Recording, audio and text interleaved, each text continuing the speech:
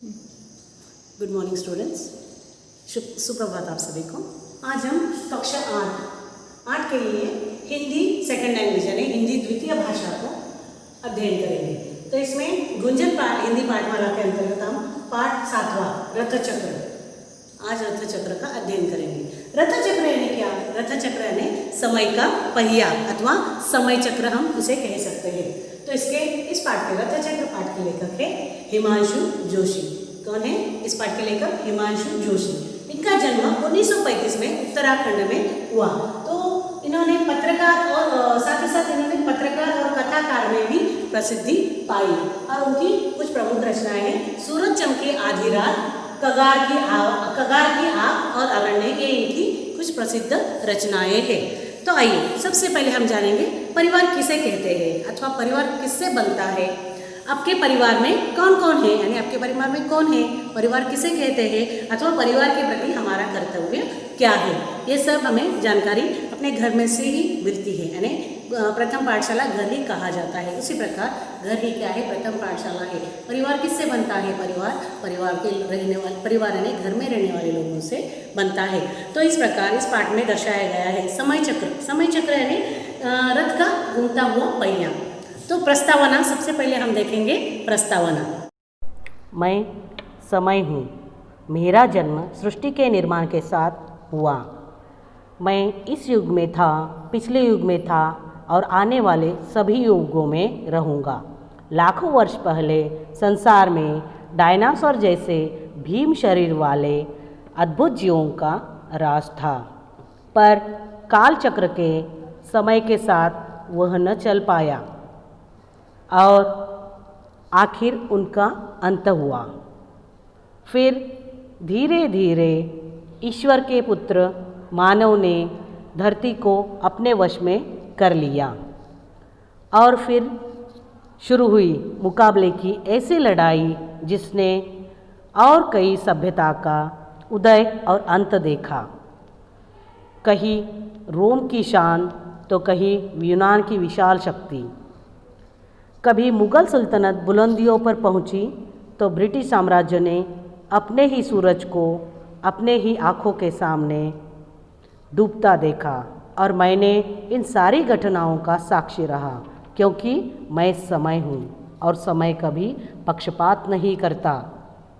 इन सभी सभ्यताओं में राजवंशों, साम्राज्य जितना तो सीख लिया, पर उस जीत को कायम रखने के लिए मेरे साथ बदले नहीं, और जो समय के साथ बदलता नहीं, समय उन्हें बदल देता है।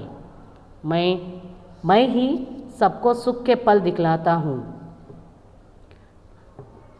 और जो समय के साथ नहीं बदलता उन्हें मैं बदल देता हूँ। सबको सुख के पल दिखलाता हूँ, दुखों की घड़ियों में भी देता हूँ, जैसे मैंने जीतू के साथ किया। अब आप सोच रहे होंगे कि यह जीतू कौन है, तो मैं आपको बता देता हूँ। हमारी कहानी का नायक, उसे मैंने बहुत दर्द दिए। छोटी सी उम्र में उसके सिर से उसके पिता का साया उठ गया। उसे बहुत गरीबी में दिन गुजारने पड़े। रिश्तेदारों ने भी ठेंगा दिखा दिया, लेकिन जब वह बहुत बड़ा हुआ तो मैंने उसे सुख भी दिया और सुख के दिन भी दिखलाए। बड़े भाई को फौज में नौकरी मिली, प्रमोशन हुआ, फिर उसकी शादी हुई, घर में खुशियों ने प्रवेश कर लिया, लेकिन मैं तो समय हूँ। क्या हुआ अगर मैं समय हूँ? तो आप के मन में यह इच्छा जाग रही है कि आगे क्या हुआ? तो चलिए बताता हूँ। सन 1971 की भारत पाकिस्तान की लड़ाई में जीतू के बड़े भाई तपन की मृत्यु हो गई। दादाजी तो पहले ही चल बसे थे। बड़े भाई के मृत्यु के बाद भाभी और उनके दोनों बच्चों की जिम्मेदारी जीतू के कंधों पर आ गई। लेकिन मुझे खुशी हुई, बहुत खुशी हुई, क्योंकि इस बात की खुशी मुझे हुई कि जीतू ने इतनी परेशानियों झेलने के बाद भी वह टूटा नहीं। वह मेरे साथ कदम से कदम मिलाकर चलता रहा। उसने समय समय पर अपनी जिम्मेदारियों को निभाया। मुझे अच्छा लगा कि उसने अपना स्वार्थ नहीं देखा। विवाह न करके उसने अपनी भाभी, माँ और उसके दोनों बच्चों का पालन पोषण किया।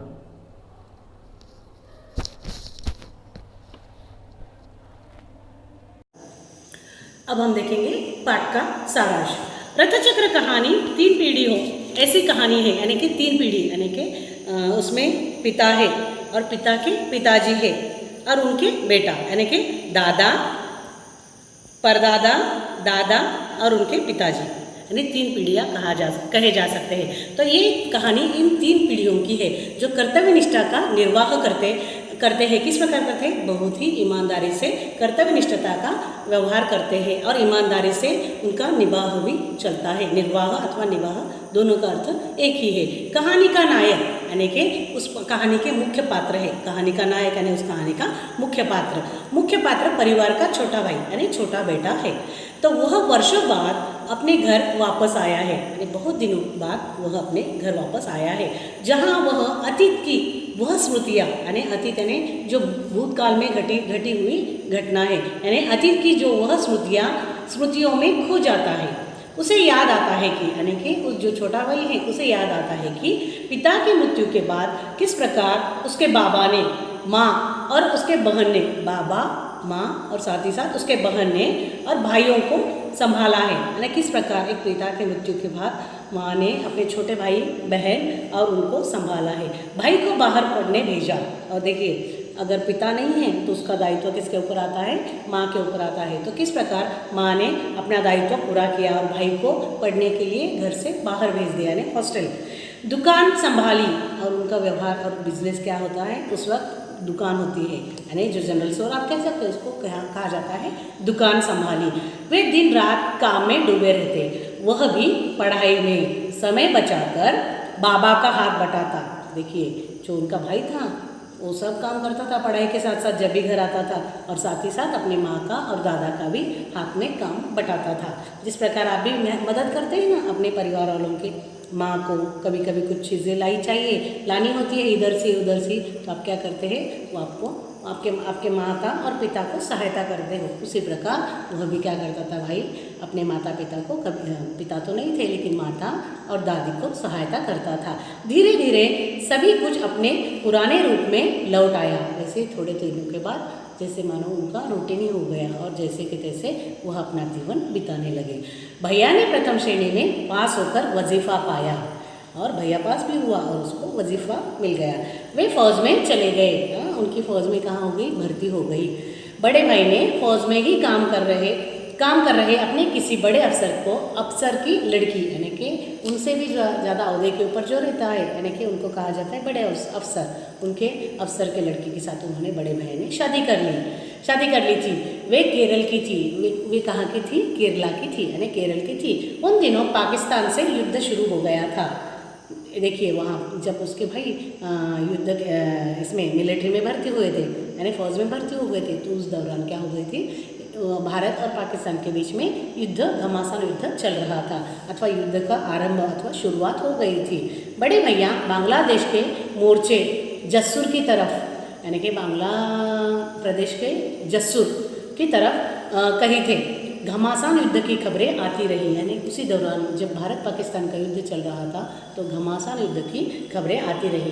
भारतीय सेनाएं मुक्तवाहिनी के साथ निरंतर आगे बढ़ रही थी। भाई मुक्तवाहिनी के साथ आगे तो बढ़ रहे थे, उसी प्रकार वह आगे चल रहे थे। किस प्रकार? देखिए भाई ने उसी युद्ध में वीर गति पाई। वो जिस युद्ध में भारत पाकिस्तान का युद्ध चल रहा था तब उसके भाई उस युद्ध में वीर गति को प्राप्त हो गया, अथवा उन्होंने वीर गति पाई। अब सारी जिम्मेदारी छोटे भाई के कंधों पर आ गई, जिसे उसने सहर्ष स्वीकार किया। देखिए छोटे भाई के ऊपर, बड़े भाई के मृत्यु के उपरांत छोटे भाई के ऊपर उसकी जिम्मेदारी आ गई। उन्होंने हंसते हंसते वो जिम्मेदारी उठाने के लिए तत्पर हो गए। तीनों पीढ़ियों द्वारा लगाए गए फलों के पेड़ों, यानी 3 पीढ़ियाँ, यहाँ पे 3 पीढ़ियाँ दर्शाई गई इस कहानी में। तो किस प्रकार वो 3 पीढ़ियाँ है यहाँ पे आप देख सकते हैं। जो तीनों पीढ़ियों ने फलों के पौधे, यानी कि यहाँ पे किसको फलों के पौधे कहा गया है? पीढ़ियों को। पहले पोते की, पोते की और उसके पिता की, तो 3 पीढ़ियाँ यहाँ पे दर्शाई गई है। सब जिम्मेदारी छोटे भाई के कंधे पर आ गई और उसने उसका सहर्ष स्वागत भी किया और उसे हर्ष से स्वीकार करते 3 पीढ़ियों द्वारा लगाए गए फलों के पेड़ों से परिवार की तुलना करते हुए कहानी का नायक कहता है, यानी इस कहानी का जो नायक है छोटा भाई है, हाँ, अभी वही मुख्य पात्र बन गया था। और वह क्या कह रहा है, देखिए कि अब वह पौधे मुझे रोपने हैं। तो जो ये पौधे रोपने का अर्थ क्या है, जिम्मेदारी उठाना। अब वह पौधे मुझे रोपने की बारी मेरी है। यानी इतने दिन तो जीतू भाई, उसका जो बड़ा भाई था, वो कर रहा था, किंतु बड़े भाई के मृत्यु के उपरांत उसकी जिम्मेदारी किसके ऊपर आ गई, छोटे भाई के ऊपर आ गई। तो उसने क्या कहा, इस कहानी में दर्शाया गया है किस प्रकार, हाँ, अभी उसकी बारी आ गई और उसे फलों के पौधे रोपना है। अर्थात बड़े भैया के परिवार के पालन पोषण का भार अब उसी को उठाना है। ऐसे हालात में अपने विवाह की बात वह कैसे सोच सकता है। देखिए जिम्मेदारियाँ तो उसके ऊपर आ गई, कंधों के ऊपर, तो उस वक्त वह अपने विवाह के बारे में किस प्रकार सोच सकता है। आशा का दामन थामे, यानी कि उम्मीद और आशा का दामन थामे पूरे विश्वास के साथ परिवार के प्रत्येक सदस्य अपने कर्तव्य में जुटा रहता है और कर्तव्य निष्ठा का निर्वाह भी करता है। और यहाँ जिस सरलता से और सच्चाई से किया गया है वह यह सभी भी अनुकरणीय है।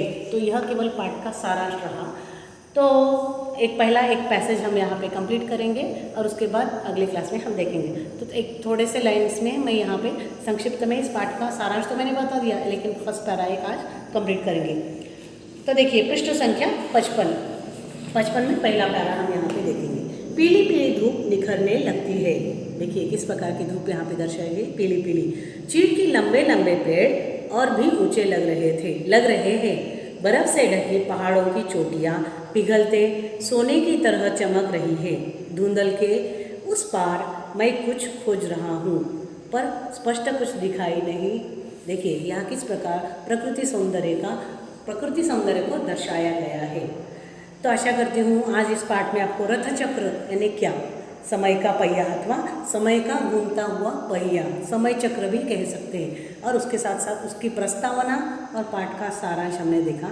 तो अगली क्लास में सेम कंटेंट में यानी कि सेम पृष्ठ संख्या के ऊपर हम चर्चा करेंगे और पाठ का विश्लेषण करेंगे। तब तक के लिए धन्यवाद।